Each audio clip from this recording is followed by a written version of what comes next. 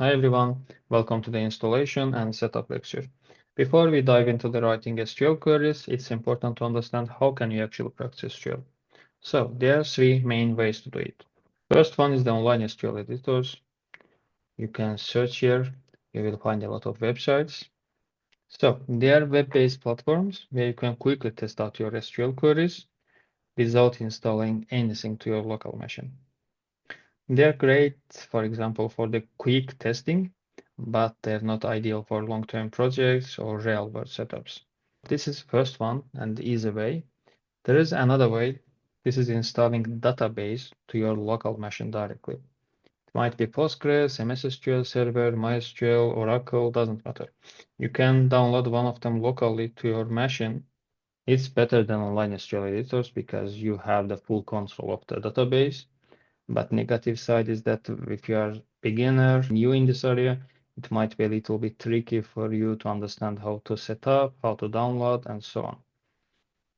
That's why I have much better option to use Docker. This is the recommended one.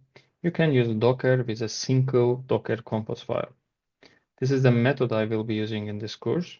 It allows you to run Postgres and pgAdmin in the isolated containers. It's fast and it keeps your operating system clean. So let's understand how to do that. Before installing, let's first understand what's Postgres and pgAdmin. Postgres is the open source database which helps you to store and manage data. It's the normal database we need, but we need one more thing. It's the pgAdmin. pgAdmin just gives you the better graphical interface where you can see your tables, where you can connect your PostgreSQL server.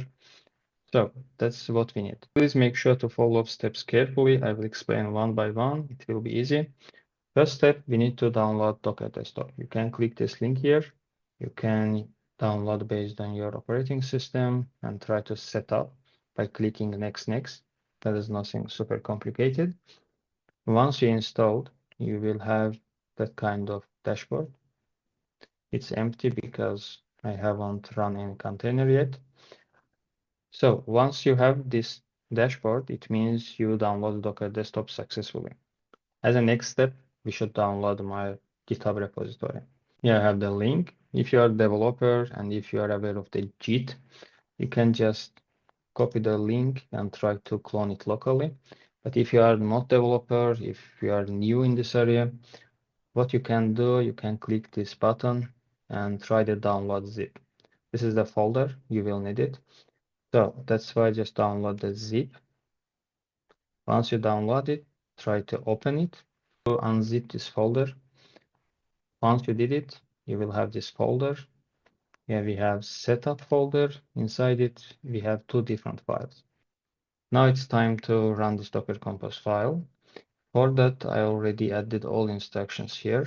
We can open this file. Here it says first download Docker Desktop, which we already did.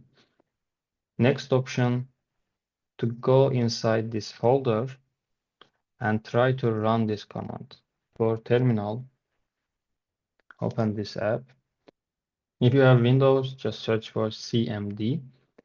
Now we need to open this folder here. We can do it like this, cd, and we can move it here. So now we are inside the setup folder. Let's copy this. I will paste it here and click enter. So once we did it, it means that everything's successful. Come to the Docker Desktop screen, you will see new container here. Once you run the command, this container will appear here. So let's check for the next step. As a next step, go to the link. This is the pgAdmin dashboard. Let me pin it here. Now it's time to log in. Let's copy email address, paste it here.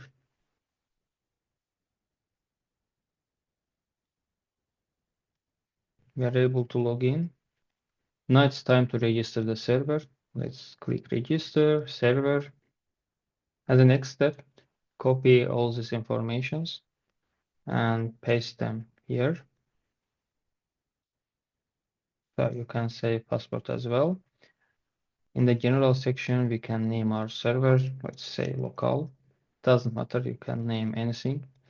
And now it's time to save. Okay, we successfully registered our server. Inside the server, you can see the databases. If you see Postgres database here, don't worry, that's good. It's the default database we have, but we can create our own database. Let's call it DemoDB, and let's save. Now we have created our own database.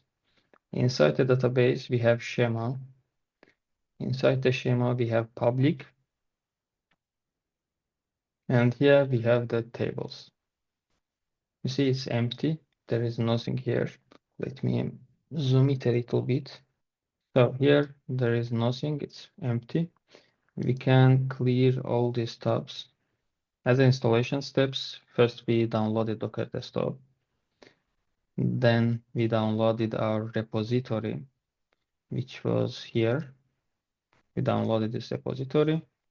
So we run this command inside this folder. Then we open this link. We did login here. Register server. So in the end, we created our database. Sometimes it can be created automatically. If it's not there, you can create it from scratch. That's what we did. If you did all of them successfully, congratulations. We only installed Docker Desktop and run the Docker Compose file. So that's the best way and easiest solution. And also there's another plus that it's closer to how databases are used in real-world development environments, because most of the projects are using databases in that way.